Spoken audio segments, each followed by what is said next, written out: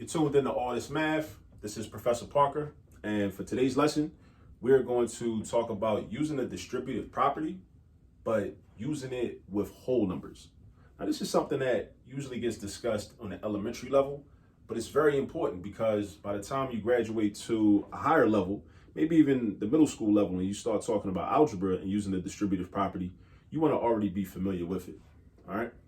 Before I get into that, I want to make sure you're you're already tuned in. I want to make sure you're subscribed to the YouTube channel. So make sure you're subscribed to the channel. All right. Also turn on the post notifications when you do that, so you'll be alerted whenever I put out new content, and I'm talking about math and promoting Black empowerment at the same time. And while I'm at it, shout out to Fayetteville State University in Fayetteville, North Carolina. An important historically Black college and university that has been producing scholars for many years. Shout out to them. All right, now let's get into the lesson. Now, what we have here is we have a multiplication sentence or a multiplication equation, right? Because the variable would be what the product of these two numbers is, these two factors or numbers. 398 times 18. Now, it's a couple ways we could approach this, right? Now, if we weren't going to use the distributive property, one thing we could do is we could just take out our calculator, our trusty calculator, turn it on, hit clear, right? Clear out the screen, type in 398, hit the multiplication button, type in 18 for 18, then hit the equal sign. And we get 7,164. All right, so let me write that over here somewhere. So we already know what the answer is going to be. The answer is going to be 7,164. All right. But what if we did not have the ability to use a calculator? And also, what if we did not want to use the standard algorithm for multiplication where we stack the numbers on top of each other, 398 on top, 18 on the bottom, and we multiply that way? What if we didn't want to use partial products? What if we didn't want to use the lattice method?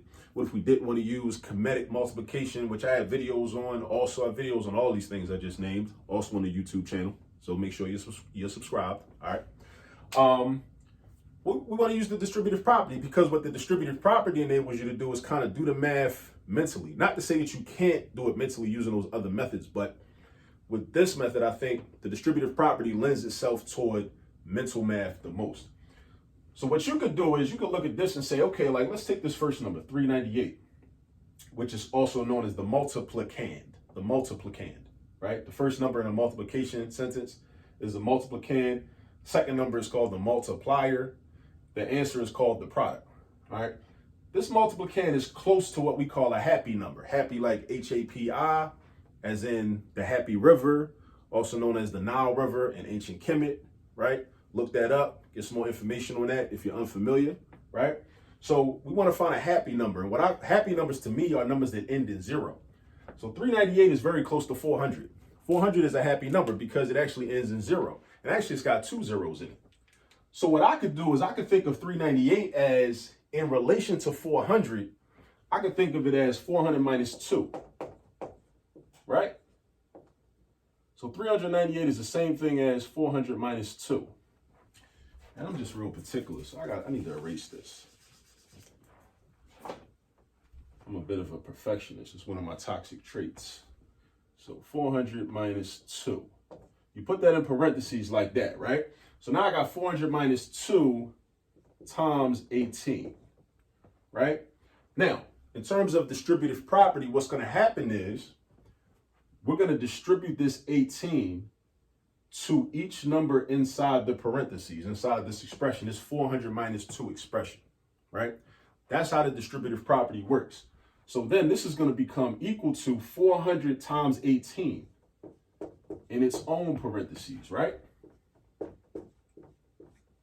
Minus, because there's a minus sign right here, another expression, which is 2 times 18. Right?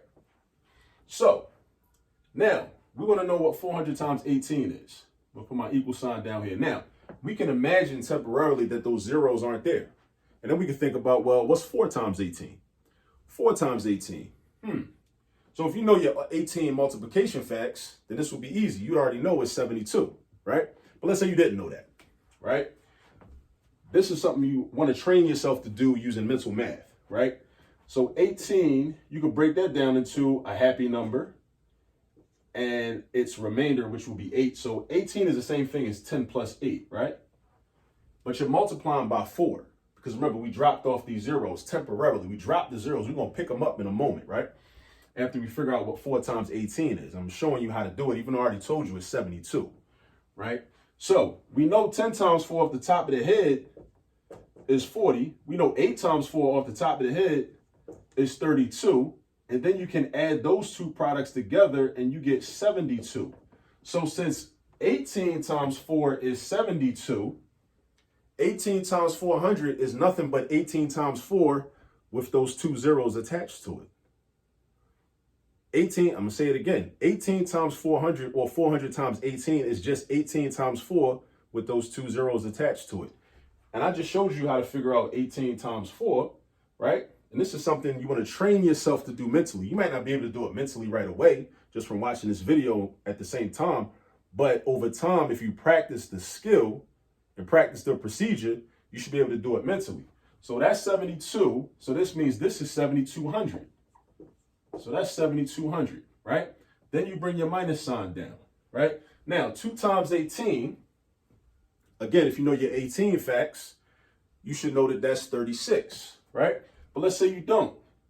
Let's break 18 down again into, again, happy river, Nile river, happy number, right? And the remainder. So we got 10 and we got 8. 10 plus 8 is 18, except now we're not multiplying by 4, we're multiplying by 2. 10 times 2 is 20. 8 times 2 is 16. Add them up, you get 36. So that's another way to figure out that 18 times 2 or 2 times 18 is 36. So now we got 7,200 minus 36, right? So now once we find the difference between these two, we'll know the answer to 398 times 18. So 7,200 minus 36 is going to be, if I'm doing this mentally, I'm doing 7,200. I'm taking away, I'm breaking this down into 30 and 6 because I'm going to subtract the 30 first. So that's going to give me 7,170. And then I still got to subtract that 6. So 7,170 take away 6 is going to be what we got using a calculator. 7,164. And this is how we use the distributive property with whole numbers, right? Now, some people might be wondering, like, well, why I got to know this? Why I got to know this if I could just do it on a calculator? Well, the calculator may not always be available. Also, you don't want to be a slave to technology, right? You want to at least be able to do it on your own, right? And then somebody might say, well, why I got to know how to do it this way if I can just use the standard algorithm? Well, it's good to know the standard algorithm, but the thing is, it's good to know as many ways as possible to do things, right? We shouldn't limit ourselves or limit our children by just saying, okay, here's one way to do it, learn that one way, and you good. Because they might not be good, right? It's just like when you try and drive home, right? If the street's blocked off, a particular street is blocked off, but you only know that one way to get to your house, what you gonna do, just sit there until the street not blocked off no more? No, hopefully you're gonna find a different way to get home. Such is the situation with a lot of situations in math. Math is very much the same way. We need to empower ourselves and empower our children with as many different methods of doing the same thing as possible. So then your children and even you will have an arsenal and you'll be able to just say, okay, boom, I might feel, or you just might have a preference. On this particular day, you might want to use this method.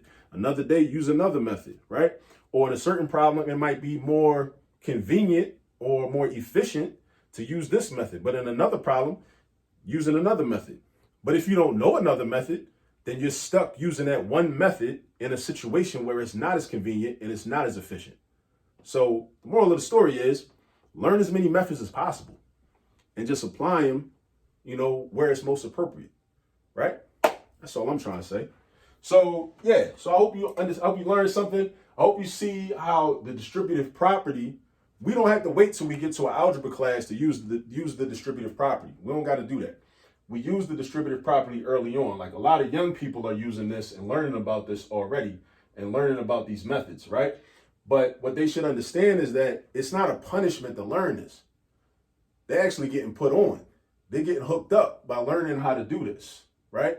Because this enables you to do mental math in a more efficient way, right? Which you will have to do in real life, right? So this is real life math, because you never know. Like, you might be, in a situation running a business or something, and you got to pay out $398 to 18 people. And you might want to just know off the top of your head, how much is that going to be before you get to a calculator, before you whip out your phone, right? And go to the calculator app, right? You might want to do that, So these are just some things I want us to think about, right? Because I want us to look at math as a tool to help us in life, not something that we should run away from because we've had negative experiences in math classes, because it ain't have to be like that. It's not your fault if it was like that, but it ain't have to be like that. You know what I mean? So again, if you have not subscribed to the channel, please go ahead and subscribe to the channel, turn on the post notifications, tell some people about what we're doing at All This Math. And as I always say, remember, there's all this math all around you. Peace.